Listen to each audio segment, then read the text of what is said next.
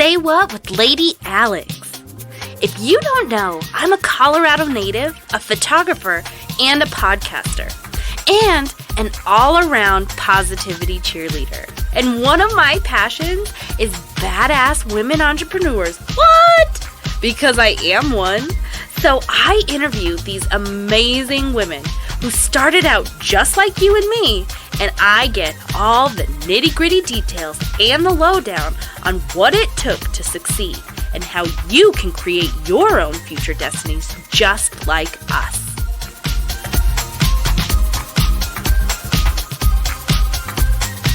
Welcome back to the 27 Studios. I'm your host, Lady Alex, and today's episode is going to bring music to your ears as we interview the very talented Karina Pardus. A composer and audio consultant, Karina pursues her passions for music in a way many of us don't think. Let's dive into this interview and hear all about her struggles and successes as a talented musician. Hi, Karina. Welcome to the show. Hello, thanks for having me. I'm so excited. I am very excited. You are actually our first musician, and so that strikes a very lovely chord in me. I, of course, am a lover of music, and then my husband is, or would like to say he's a musician. He's working that corporate job right now, so... Understandable. Yes. So tell me a little bit about yourself. How did you get into music? What inspired you to take that path?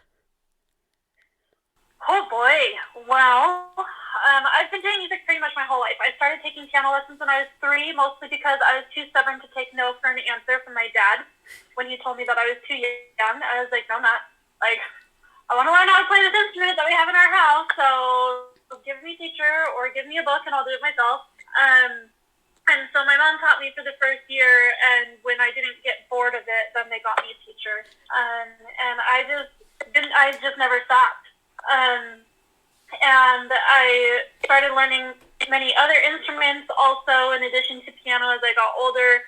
I learned how to play the clarinet, I play the organ, I play melodic percussion, things like the marimba and xylophone and pan drums, things like that. Basically anything except for a drum set. I've taken drum set lessons. I can play an organ with all 4 appendages, but somehow I can't do it with a drum set. So I don't understand really what's going on with that. I really tried though. My husband's a drummer. So he at least can do that part for me when I can't. But yeah, and then I've done a lot of vocal training. I just kept going. I just wanted all of it. And so then I went to college and I got my bachelor's in piano performance and pedagogy. Pedagogy is teaching. And also in communications. So yeah, and then I teach piano, I teach composition, and then I'm a composer also. My business is Koi Composition, where I write music for podcasts and video games and commercials and short films. I mean, everything needs music. Everything is better with music. And so whatever you need, that's what I do. I'm passionate about creating an emotional experience through music because it just really taps into our emotions more than anything else that we can ever think of. And our brain registers how we feel about music faster than any other medium.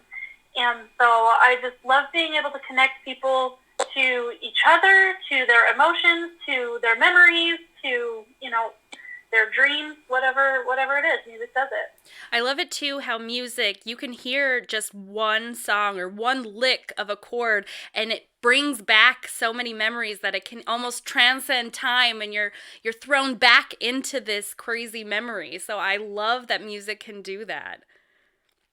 Yeah, it's really, really cool. And I think that's something that drew me to music very quickly because I actually have brain damage. I had a stroke as a newborn a few hours after I was born, and they could never explain why it happened.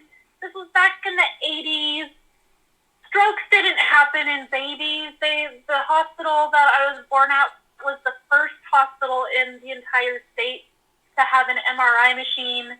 That was for old people. It was new technology, right? And so, but that was the only piece of equipment that they hadn't used to figure out what was wrong. And then they're like, well, I guess let's try it. And they're like, oh, that's brain damage. That's a stroke. Your baby had a stroke. We don't know why, but we figured it out. Like, wow. And, they also didn't know about neuroplasticity back then. They thought that this is your brain. This is the parts of it that function in this way. And so if something gets ruined in that, then it's gone forever, is what neuroscience was at the time. They didn't know about neuroplasticity, where our brain is malleable, and if this part gets cut off, its ability to function, then the thing that should have worked there goes somewhere else in the brain, and it's so adaptable. So they thought that I would be dead before I graduated high school, or at least brain dead before I graduated high school. They didn't think that I would be able to manage anything. Thank heavens they were wrong, because I love my life. I did graduate high school. I graduated college. I'm married. I have 3 kids. I mean, fullness of life with brain damage. It's pretty great. So, but music always spoke to me easier than anything else did. You could explain something to me until you were blue in the face, but if there was music there, then I got it right away. So music is an amazing tool for our brains, for sure. It's really cool, because I know a couple of people. I'm a registered band geek. I'm not gonna lie. I have played the flute for who knows how long. I was in marching band and all of the bands. So I do know a lot of musicians, and it's really exciting to get to see how the progression of, healing with music has actually been more integrated into the scientific fields. So I do love that. And it's so crazy how that can even help to possibly repair your brain. That is so cool. Yeah, I would love to get, another MRI scan of my brain just to see, the difference between then and now and how it's adapted. But unfortunately, that just costs way too much money for me to do just for funsies. But, yeah, shout out to marching band. Marching band's awesome. That's where I met my husband. Was with marching band.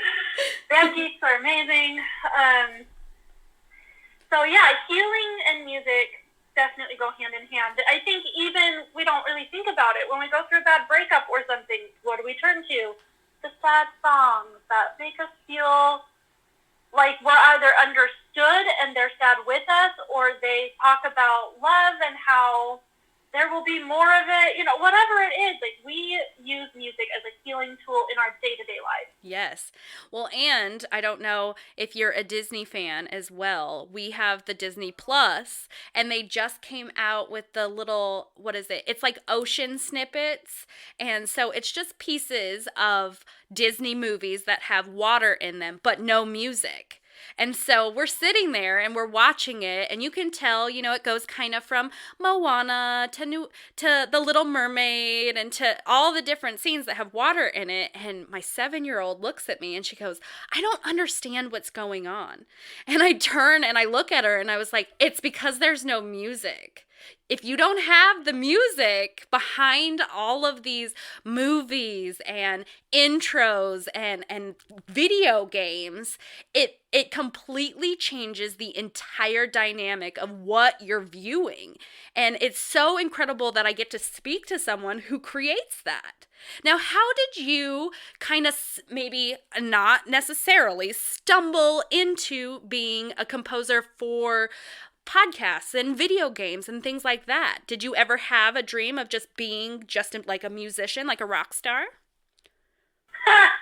Not a rock star per se. I used to have a dream of being a professional classical pianist, which I did do for a few years.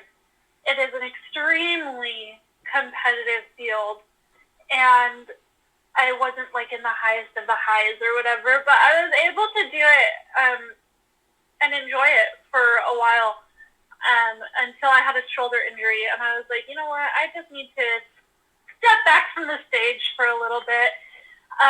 So I stopped doing that, and I still taught, and that was fun. And I love teaching, don't get me wrong. I love teaching, but I love it as a supplement to what I do. As a side hustle? Yeah. Yeah, I have allowed myself to become more and more picky about the students that I take on because I don't want to teach you if it's not fun to teach you. And um, so I really vet that process, and that's made it a lot more enjoyable for me. I love teaching teenagers, like ages 15 and older, and adults. Adults who are like, oh, I took piano when I was a little kid because my mom made me, but then I quit and I've always regretted it. I'm like, it's never too late. It is never too late to start that again. My mom started taking piano lessons for the first time in her life after she was 50. Oh, wow. And she loves it, and I love it. I love it for her. I love that she calls me and is like, I'm so confused about this passage. Can you help me? And I'm like, yes, I can help you. I love that. It's so much fun. And now she's playing things that I would have played in college, because that's how she's chosen to progress it. But I teach some adults that are like, I don't care about playing fancy things. I just want to be able to play for my church, or I just want to be able to play my favorite song, from the Disney book or from my favorite musical. I just want to be able to pick something up and know how to play it and practice those skills. Or I want to be able to, when my kids do start learning that, I can help them, and I want those skills. So it's never too late to start that up. And so those are my favorite students to teach. But then I started composing music when I was in college, just because all I did was music. I mean, I was doing music for like 18 hours a day or something. It was just a natural occurrence, I think. I never really thought that I'd go anywhere with it at first. But then I knew that I never really wanted to write music for film, like for Hollywood films or something. I was like, that is not conducive to the family life that I want. And that's a shame, is kind of what I thought. And my husband, who's a huge gamer, I'm a converted huge gamer, but at the time I was not really super into video games. And this is before we were married, but he was like, what about video games? I was like, what about video games? He was like, well, they need music too. I'm like, yeah, that's cool. Oh, I get what you're saying. I was like, well, that's interesting. I mean, I don't really know how I'd go about doing that, but that sounds fun. And I started listening to more video game music, and it's just so beautiful, and it's so gorgeous. And so I started just learning more about the form of it and the different styles. And, I mean, video games are so broad and extensive in what is possible.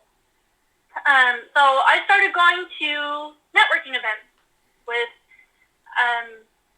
video game and film creators and just anything internet media stuff. I just started going and just meeting people and trying to talk to them about, oh, I do music. Oh, let me do your music. What do you do? Tell me about your project, kind of stuff. And I kept meeting people that were like, oh, well, I don't need anything for my video game right now, but I'm thinking about starting a podcast. I was like, oh, that's really cool. Let me know when your podcast comes out. And that was like it. Let me know when you need music for a game, but good luck on that podcast. And I just breezed right past it.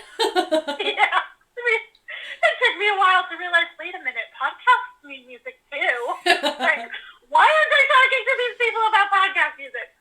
But I didn't really know much about podcast music at the time.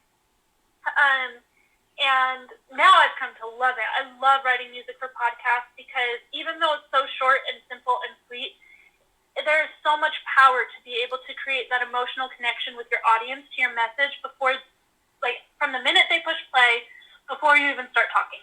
And so I love being able to share people's stories through that introduction, and solidifying that relationship that those listeners now have at the end of the podcast through the outro, and just that whole process. It is so much fun. I love it. That's kind of how I got into it. Just talking to people. So when did you decide that you were going to streamline this into your, entrepreneurial career and make it something that you actually pursue? Yeah, so I established my business October of 2018 is when I actually named it and like published it as this is my business, you know. And so yeah, it was still a process. Like it was a business more on paper than anything for a while. Yeah. Just like, here's my business card, but I didn't really have like much to go with it. And I'm still taking it pretty slow. Like I'm just now creating a website. I have a Patreon that people can support, and I love my patrons. I write music for them once a month, and they get a little MP3. That's just, you know, passion projects, and I love that. It's really nice way to connect people that way too. But as far as creating the business, it's kind of just, I wasn't gonna do it at first. I was like, no, I'm not ready. And my husband wisely was like, I mean, why? Like, what are you waiting for? Just at least start it, and then you can keep going and keep building from there. Like, you don't need to have it at level 10. Like, start at level 0. That's fine. But I grew up with my mom having her own business. She's a visual artist. Anything you want painted on your walls inside your house, she can do it, right? That was what she did. And I vaguely remember as a small child her starting that, and she painted my bedroom, and she like painted every room in our house in order to create her portfolio, and took pictures of them, and then started going to like parade of homes and going to these doctor's office and dental offices to be like, hey, here's my portfolio, hire me to paint the insides of your offices to be more kid friendly, you know, and things like that. But so I vaguely remember the beginning of her journey, but I was like 5, 4 or 5 years old when she started that. So I didn't understand the massive outtake that, it requires. So I really only remember when she had a successful, thriving business. So in my mind, I kind of was like, I need to be at that level in order to start. Which is so not true. I mean, my mom started at level 0. Everybody starts at level 0. And I think that looks different for everyone. And growth looks different for everyone. But I'm happy with the way things are going. And it's exciting. And it's fun to keep building. Well, and I love how you said, that you had thought and told your husband that you're not ready to start. So many of us get this, wrapped up idea of what this box should look like. And because this box doesn't look like exactly what we want it to look like, then that means we can't start at all. And I love that you were able to kind of overcome that and just start. Another thing that I really admire about you is the fact that you just went for it. You went to networking groups. You didn't really know, what to do other than, hi, I'm Karina. And that's where it starts. I know for me in my business, my photography business, I didn't know what I wanted to do. When I started, honestly, I didn't even know that I wanted to be a photographer. All I knew was that I wanted to surround myself with incredible women who were chasing after their passion. And that inspired me to then pick what is one of my core passions that I really, really enjoy.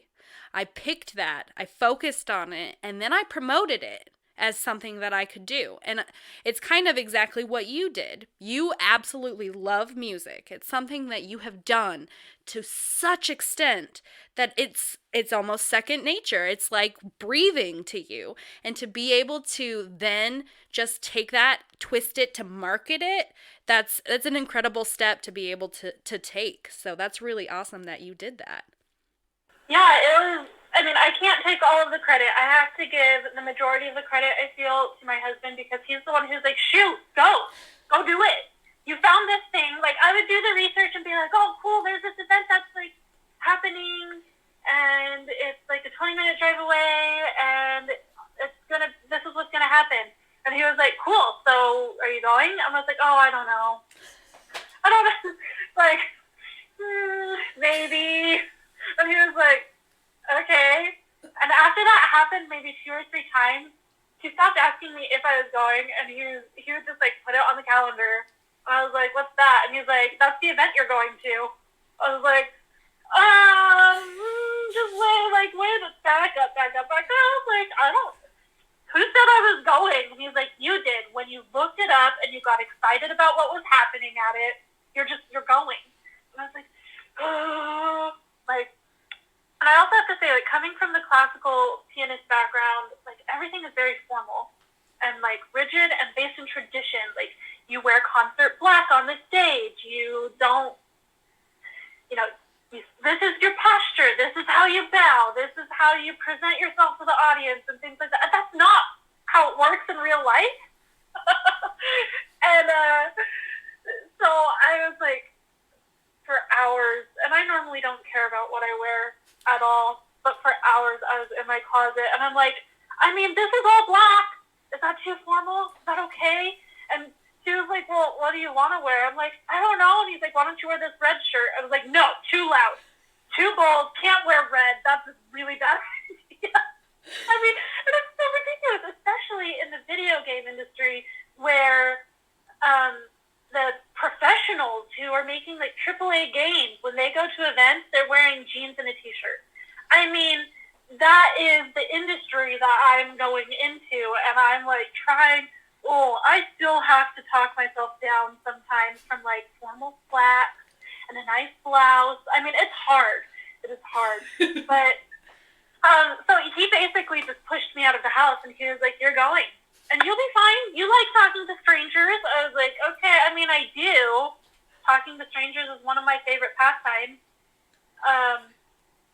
But And then it took practice. It took practice to be able to go. It took practice to be able to talk to people. It took practice to know how to talk to them and what to say to them. I got pretty good at telling people, like, oh, I'm a composer, instead of, I want to be a composer. I'm trying to become a composer. I mean, we second-guess ourselves so quickly and so easily. But as soon as you allow someone else to second-guess you, then you're not giving yourself the opportunity that you're actually seeking. Like, you're shutting the door for them. And so, and I noticed that when I would be around other people talking, I would notice that language in them before I noticed it in myself. Like, I'm just a student. I don't know yet, but I hope one day I can. No, stop it. If you want to be a composer, you are a composer. If you want to be an artist, you are an artist. Who cares about your experience when you're introducing yourself? No one. No one cares about your experience. Some people might ask for that experience and find the one thing that you did really well and just talk it up like crazy. And it will sound impressive, even if it really was not. I think my thing was, my sister had created a video of her painting something because she was applying for a job to teach a painting class kind of thing where everybody would paint the same thing. And she'd asked me to write music for this audition video, essentially. That was my thing. I wrote some music for a professional audio, like auditioning tape for a guild of painters. Whatever. It's like you just create the experience where they say, oh, that's cool. You could do this. I had a friend who told me when you're meeting new people, especially in a network marketing group or a new networking group, most of the time, the people that you meet, you're not going to know.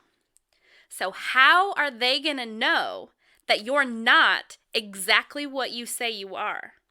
So if you say something like, oh, well, I do pictures on the side and, someone kind of said that, I do good at it. So I thought about possibly, no. I immediately am going to be like, okay, you're still working. I'm going to put you on pause. But if you come to me and you're like, actually, I'm a portrait studio. I work in color and I like to take my pictures outside. Boom. You're clear, you're cut, you're able to voice exactly what it is you do, and they can either take it or leave it. So for you to just bring that confidence, that is one very, very important tip. If you are an entrepreneur in anything that you do, when you first take that step, you are going to be unsteady.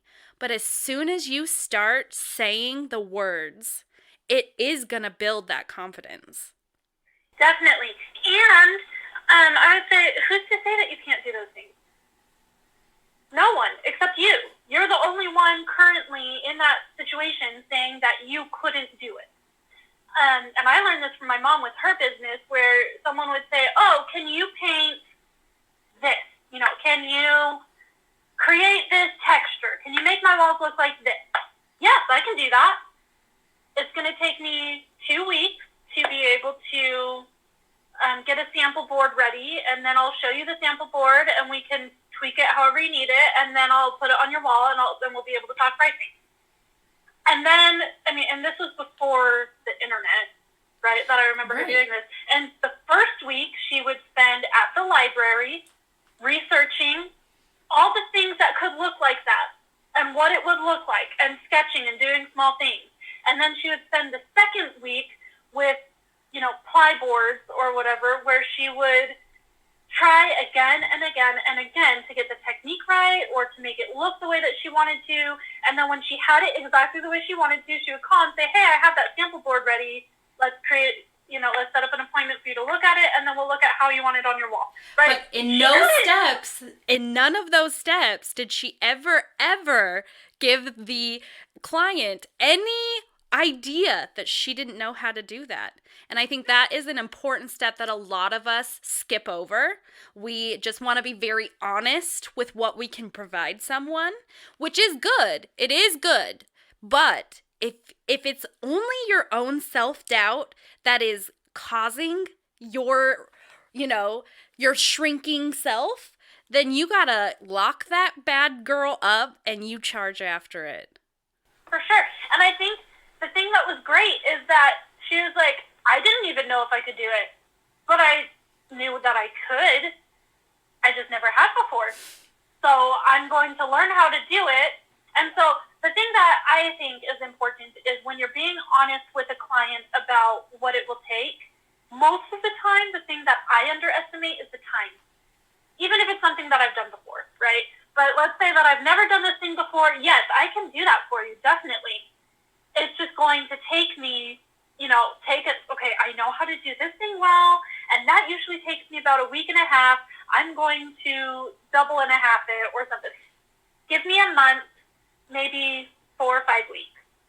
And, and I'll work with you through the process. And you have to, it's not a bad thing to find someone that you already know and trust and say, hey, can I please practice with you to see how long this would take me? Or can I please practice, I'm going to practice my pitch with you. This is what I want to say. This is how I'm going to present my offer. And then I want your feedback. And I did that with quite a few people. That I was like, hey, I know you're thinking about having a podcast. I don't have to write your music, but can I practice how I would talk to someone about that? And since you are into that, you can tell me what was good, what was kind of okay, this is what I would improve, this is terrible, just don't even say that, right? You need that. You need that kind of mentorship. Yes. And sometimes you have to give that mentorship to yourself. But you have to try it and you have to practice. I still remember it was when I was becoming more well-known at these networking events, and so a lot of people knew me, but I hadn't done a lot of work for them yet, and they started asking me about my pricing. And I just really did not know how to talk about it. And I came home and I told John about it. I was like, I have the hardest time talking about money with these people because I want them to hire me. I don't want to be too expensive, but I don't want to sell myself short and all of these things. And he was like, okay, here's your pitch. This is how you talk about it. This is what you charge. This is how you base it off of. And now with music, it's hard because it depends on what you want. If you want a full orchestra, that's going to cost way more money than if you want a solo piano or, a small ensemble of 4 instruments. Because that's the difference between 150 tracks and 4 tracks. It takes a lot less time to edit 4 tracks than it does 150 tracks. So that's going to be a huge influence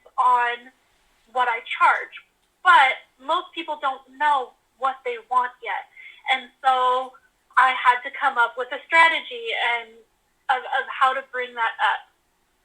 And it feels stupid, but like I wrote it down. I wrote down what we talked about, and then I was driving to another networking event, and I had that paper there, and I was practicing saying it over and over and over again for the 35-minute drive. I was just talking to myself, and I'm like, yes, for this much, I charge this much, or yeah, I actually like doing, no, that's terrible. I don't like how that sounds. How do I want it to sound? Okay. If you want this, then this is what I would charge. No, I don't like approaching it like that way. My baseline price is, and you just practice saying it over and over so that when you're in front of a person, you're like, oh, I know how to respond to this question. And, I mean, it's just, networking takes practice. And presenting yourself takes practice. But it's a really wonderful experience to see how you evolve through that. And it is an evolutionary process. Like, there is change happening. Just because you did it that one time does not mean that's how you have to present yourself every time. If it worked and it feels true to you, awesome. If not, fix it. Like, figure out what about that was not authentic to who I am. What about that made me feel uncomfortable or posturizing or like there was a mask or icky or, whatever it is. Figure it out and be like, what was missing? What part of me was missing in that conversation? I do. I love all of that because it just brings up over and over again of the reassurance of why you're doing what you're doing. It resets your values in it, and it really hardens, the expectations that you want to achieve in your business. So I love how you were able to kind of just create that, you and your husband together, because I know for a lot of people, especially, I'm sure some of my listeners, just putting yourself out there, that's going to be some people's biggest step. They can make these beautiful pieces or incredible symphonies, but the stepping out of your comfort zone and actually talking to the people about it is a struggle. And so I love that you said setting realistic timelines. I know for me in my business, I always want to be able to be the fastest. Like, I know you want your memories, so let me get it to you as quickly as possible. But what I have noticed, because I'm also a stay-at-home mother, is those realistic timelines fluctuate because of the little humans that I chose to create and now have to mother. Amen. So I understand this. As motherpreneurs, having the realistic timeline of how long it's going to take you, and then being able to, if you have made a mistake in what you have quoted someone, to, before that time has come to an end, to go back to them if you can't make that deadline and renegotiate that before the ending. Some people don't realize that a renegotiation is okay, but for you to leave me hanging, not knowing what is coming and expecting a certain thing, and then coming to me and saying that it's not done, that's going to get a totally different reaction. So I love how you ensure that you're setting realistic timelines. And then you had also mentioned the confident approach, being able to practice your pitch. When you come to either a friend, a family member, or even a stranger, and you are straight up with them and you say, hey, this is what I'm kind of doing. Can I practice on you? That sentence right there, can I practice with you? That is allowing them the opportunity to either say yes or no. And it immediately tells them that you may not be perfect at this. You may not know everything that they might want to know after you're done with the pitch. And that's okay, because they know that you're new and it's a way for both of you to learn. So that is some really, really great advice. I love how that has come out of, your music and creating this incredible company. How do you balance the work, motherhood life? Oh man. Um, Now, balance is a word that I use loosely. I'm sure we all can agree. Sure. Well, real fast before that, I just want to say for people who are having a hard time putting yourself out there, one really great thing to do right now, it takes 20 seconds.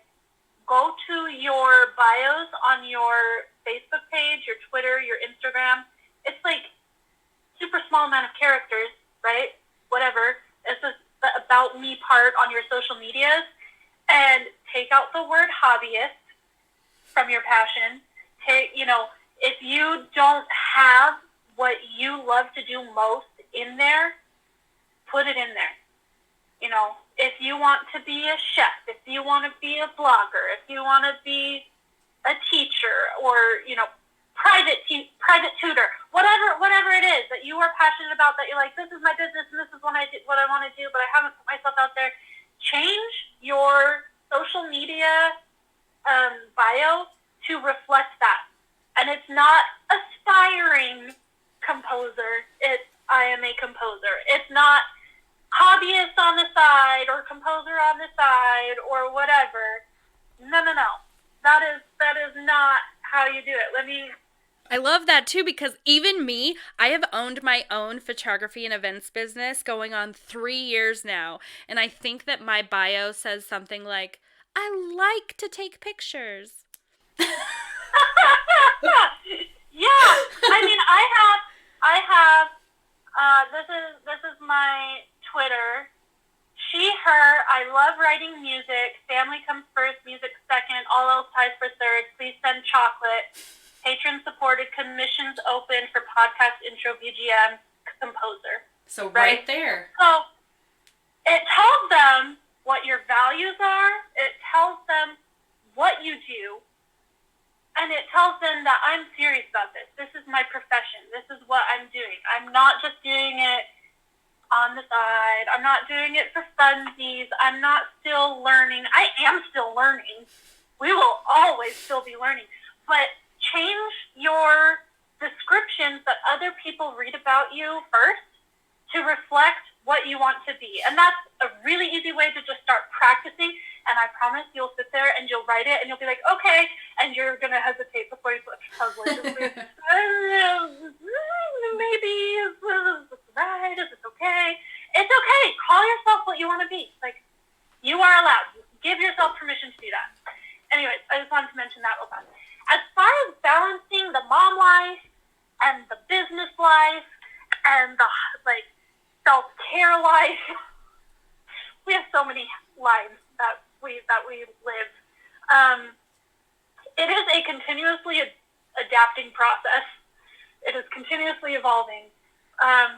It changes sometimes daily, sometimes weekly, definitely on a month-to-month basis. It depends on which of my kids are in school and which are still at home. This pandemic that we've been experiencing has completely shifted how I do everything. The biggest thing for me is being completely open in my communication with my family about my wants and my needs. There's things that have deadlines, and those are easy to talk about. I need to get this done by this time, and therefore I need to spend this much time on it, and here's how we can schedule that in. But there's a lot of things that don't have deadlines, like creating your portfolio, or creating a website, or that passion project. Passion projects are so important when running a business. You cannot survive a business by just doing everybody else's projects and working for other people. You can't. I don't think it's possible, and to still have joy in what you do. Amen, sister. Amen. It's just not. So finding the time to put your passion projects into it. And that can feel really selfish sometimes, But it's not selfish. It's not. It is a necessity for you to thrive. And your family will not thrive if you are not thriving. It's just impossible. It's a form of self-care. It really is. To be able and self-preservation. Yes. Yes. It's both. So a lot of what I do is just a lot of open conversations with my husband. And then after we've kind of figured out, like, well, let's try this. Then we bring our kids in and say, hey, this is something that we're going to be trying. Do you have any opinions about that? Now, my kids currently are 7, 5, and 3. My 7-year-old turns 8 in 2 weeks. But, so she often has opinions. My 5-year-old likes to think he has opinions.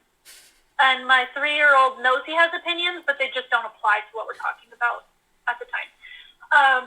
But we still listen, learning how to have, encourage feedback on those things. And then we try it.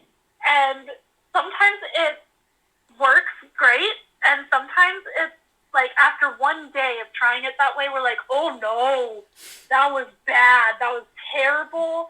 We did not feel connected to each other at all. Like, that's kind of how we gauge how things work, is throughout the day, do I feel fulfilled in what I'm doing, and do we feel connected to each other? Because if it's creating disconnection in our family, it's not going to work. And there are some days, like Wednesdays are my days that I am always the busiest, and that is like my biggest work day. And so I know I'm not going to see my kids very much because I'm just shut up in my room for most of my meetings, and that's when I teach piano lessons. Or it's my busiest piano lesson day, and so I'm just constantly bouncing from one thing to the next. So that means that my morning has to be very meaningful with them, because otherwise I have no meaning with them throughout that day. So just being intentional, being aware of what you do and how it affects others, and how it affects you. And if something doesn't feel good, voice it. You might not know what it is. Just say, hey, something feels off. I don't know if it's me. I don't know if it's our schedule. I don't know if it's you. Maybe everyone's just having an off day. A lot of times when we realize that when I feel that and I say it, my husband's like, yeah, I agree. It feels off for me too. Oh, well, is it because we haven't had a good time to chat and connect? Is it because we've been on social media too much today? Is it because we haven't gone outside yet? Let's go get some sun. 15 minute sunlight break. So important. Is it because I have forgotten to eat? It happens. Do I need a shower? What is it that I need right now to feel good? And make space for that, because deadlines will wait for a shower. Okay? They will. Moms, please take a shower. Like, I know it's so hard, but it is so good for you. And, whether you meditate or whether you like stretching or doing yoga, whatever it is that helps you be grounded with yourself, make that a scheduled priority. And sometimes it changes around. There are times that I have a morning routine, but there are some days that has to change to a night routine. But I know that I'm going to create space for it for myself, because otherwise I will feel crummy that day and the next day and the next day. It takes me a while to rebuild up into it. Mm-hmm. But you're just constantly talking about it so that you can change it when it needs to change. That's a really good point, though, because I know for me, a lot of times I play the martyr, and I have to do these things for my family. I have to, not I want to, I have to, when it's like getting a cup of milk for my child. Well, I didn't have to do that. There are 4 other bodies in this house that could have done that.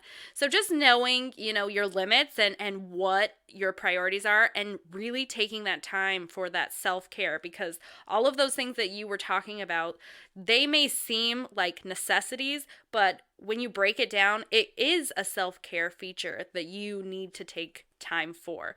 That creates less burnout, that allows you to stay more organized, and all of those things, keeping on a fairly good routine, is gonna be what is it? The 2% that adjusts your trajectory to be at that successful spot you want to be. So I really love that. I love everything that you've been talking about. You really have a great handle on, this young entrepreneur life and how to just kind of break out and do it, whether you know it or not. And I see some really awesome big things in your future. I know that I'm probably not supposed to ask, but I know that we are all dying for it. Is there been anything that you have composed that we might know or hear? Probably not, but I have. There's a podcast called Because of Clay, and I don't know if she's still running it or not because she has a lot of health problems that she's currently facing and things, but I wrote her music, and it's a podcast where she was talking about how she has PTSD from her time in the military and how pottery has helped her overcome a lot of her struggles with PTSD, and it was a beautiful story. So that's something that is fun. Most other things have been like so small. Yeah. But I love doing them. Like, any connection is worth the work. Yes. And so, yeah, I don't have any huge name projects or anything, but passion projects. My current passion project is I'm writing my first album. Oh, man. It's a hard one, I know. My husband's been in the process for almost 10 years. It's a scary thing. I gave myself I don't know if you've heard of the 100-Day Project. I have. But it's an initiative that happens every year. And so this year, I was like usually when I do it, I'm like, I'm going to do this, like, super targeted thing for my business, or it's something that really just doesn't matter, like, I'm going to find an uplifting positive quote every day for 100 days, which I love. I quote collect like crazy. I have, I go back each month through all of the quotes that I've learned, and I make a nice colorful page out of it because I love hand lettering. Oh, very cool. And I have like my monthly quote pages of these are the quotes that I've collected for this month, and I've been doing that for probably 3 years now. But I decided this time I was like, I'm just going to do something fun for me, and maybe I'll, let people hear it. Maybe I won't.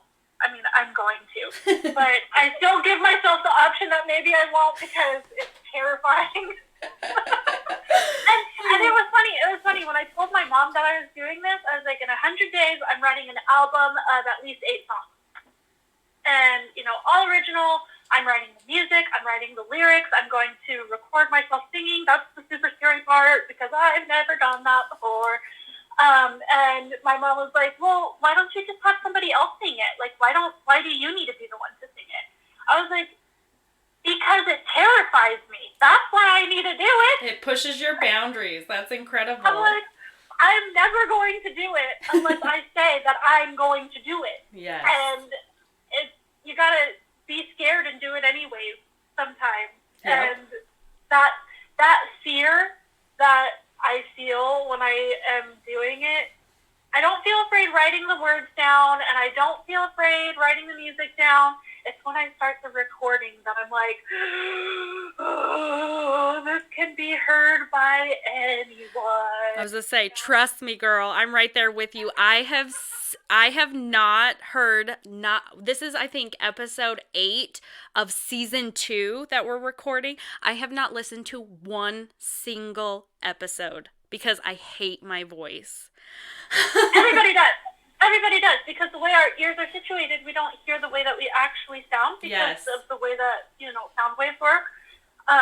You can kind of get a sense of it if you cup your hands behind your ears. Okay. And then it helps you hear a little bit better what it sounds like. I have to do that a lot when I'm tuning instruments or something so that you can actually hear, where the sound waves are perfectly, and how I'm fitting in with that.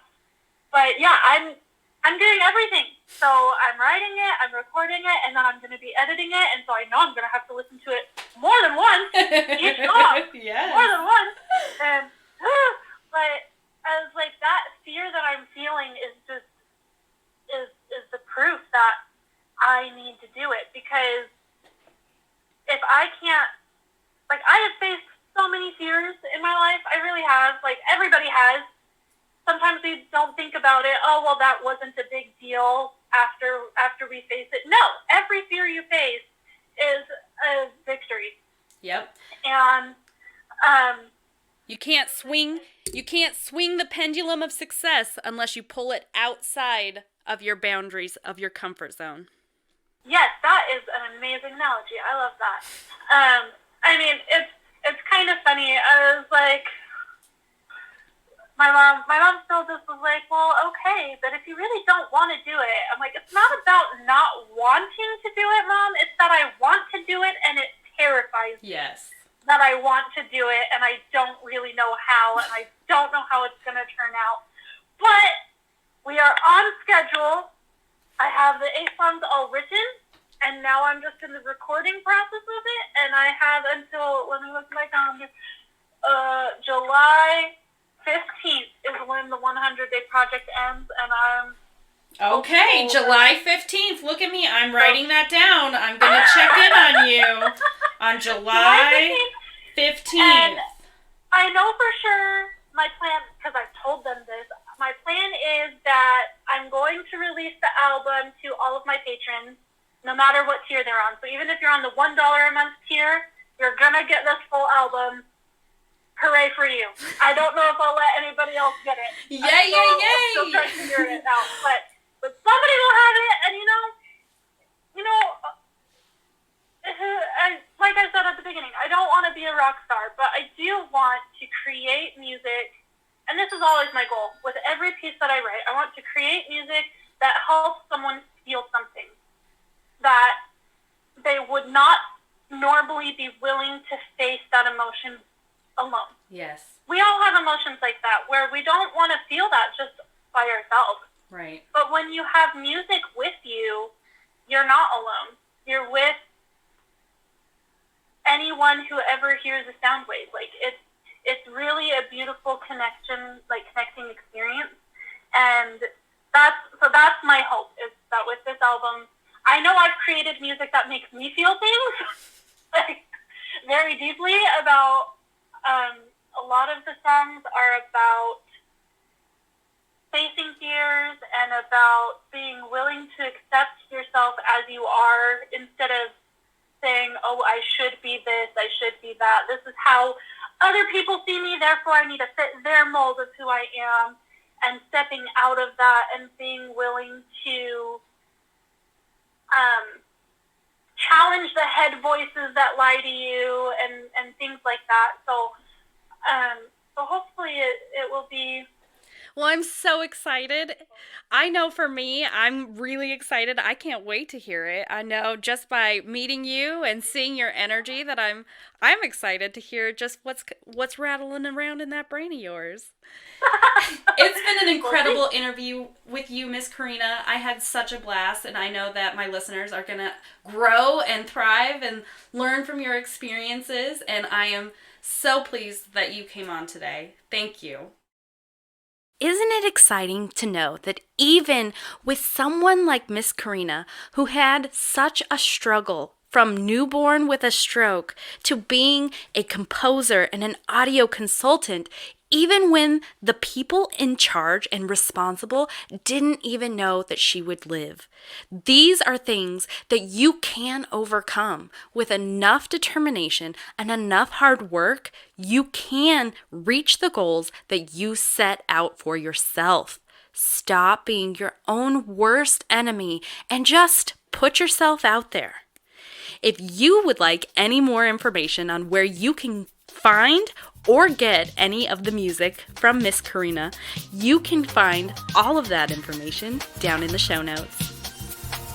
Thanks for listening and supporting this woman today. She has overcome so many obstacles to create the vision of her dreams. And that takes a lot of courage, as we all know. So Give this a like and share it with your friends. You never know what can inspire your true passion and light that fire to make the future of your dreams. I mean, it could be right here in this podcast. So share us and like us and be that inspiration today.